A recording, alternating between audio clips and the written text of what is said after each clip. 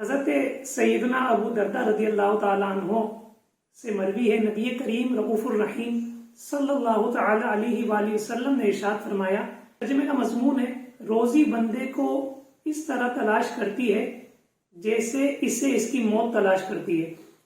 مقصد یہ ہے کہ ہم موت کو یاد رکھیں یا نہ رکھیں، لیکن موت ہمیں تلاش کر کے رہے گی، یاد رکھتی ہے۔ جیسے کلو نفس ذائقۃ الموت، ہر جان نے موت کا مزہ چکھنا ہے۔ اسی طریقے سے جس طرح موت ہمیں تلاش رکھتی ہے، اسی طریقے سے رزق بھی ہم تک پہنچتا ہے۔ رزق بھی ہمارے حصے کا جتنا رزق ہے ہمیں مل کر رہے گا، اور یہ یاد رہے کہ رزق کی تلاش جو ہے یہ سنت ہے، اور رزق اور موت یہ دونوں ہمیں مل کر ہی رہیں گی، یعنی موت بھی ہمیں آئے گی اور جو ہمارے حصے کا رزق ہے وہ ہمیں مل کر رہے گا۔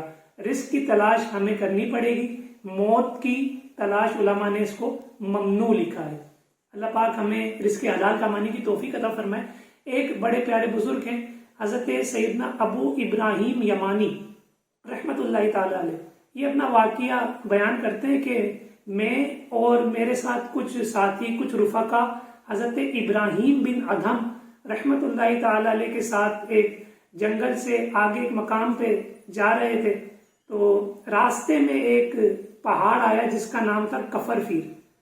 اس کے پاس سے جب ہم گزرے تو اس جنگل میں لکڑیاں بھی تھی، جھاڑیاں بھی تھی، تو میں نے یعنی حضرت سیدنا ابراہیم یمانی رحمت اللہ تعالی علیہ نے حضرت ابراہیم بن ادھم رحمت اللہ تعالی علیہ سے عرض کی، حضور اگر آپ کہیں تو ہم یہاں ٹھہراؤ کرتے ہیں، رک جاتے ہیں، سردی بھی بہت ہے، رات جنگل میں گزار لیتے ہیں، تو یہاں جھاڑیاں بھی ہیں اور لکڑیاں بھی ہیں، تو رات میں ہم آگ بھی لگا لیں گے۔ تو ابراہیم بن ادھم رحمت اللہ تعالی علیہ نے ارشاد فرمایا کہ جیسے آپ کی مرضی۔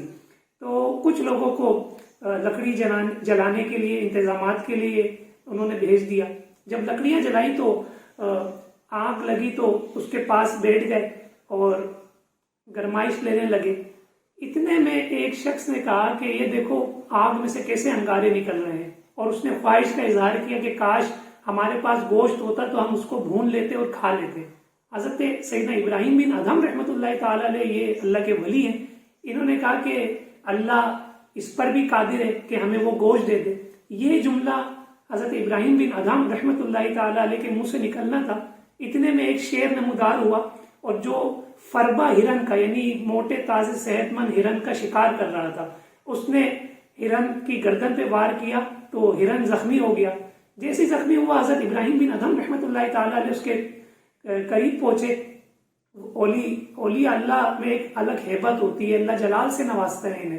جب ابراہیم بن ادھم رحمت اللہ تعالی علیہ ہرن کے پاس گئے تو شیر پیچھے ہٹ گیا، اور پھر انہوں نے اس کو ذبح کیا، پھر حلال طریقے سے اس کا گوشت بھون کے کھایا، اتنے تک شیر ان کو دیکھتا رہا۔ تو دیکھیں اللہ روزی دینے پر قادر ہے، ان اللہ علی کل شیء قدیر۔ کس طریقے سے جنگل میں جو ان کا حصہ تھا ان کو پہنچ کے رہا۔ تو لوگ رزق حلال کمانے میں بڑی محنت کرتے ہیں، بہت اچھی بات ہے، اور کبھی مایوس بھی ہو جاتے ہیں کہ یار میرا رزق بڑا کم ہے۔ تو اس واقعے سے یاد رکھیں کہ آپ کا رزق آپ کو پہنچ کر رہے گا، بس کوشش اس سنت پر عمل کرنے کی ہے جس میں ہم نے تلاش کرنا ہے۔ اللہ پاک ہمیں رزق حلال کمانے کی توفیق عطا فرمائے۔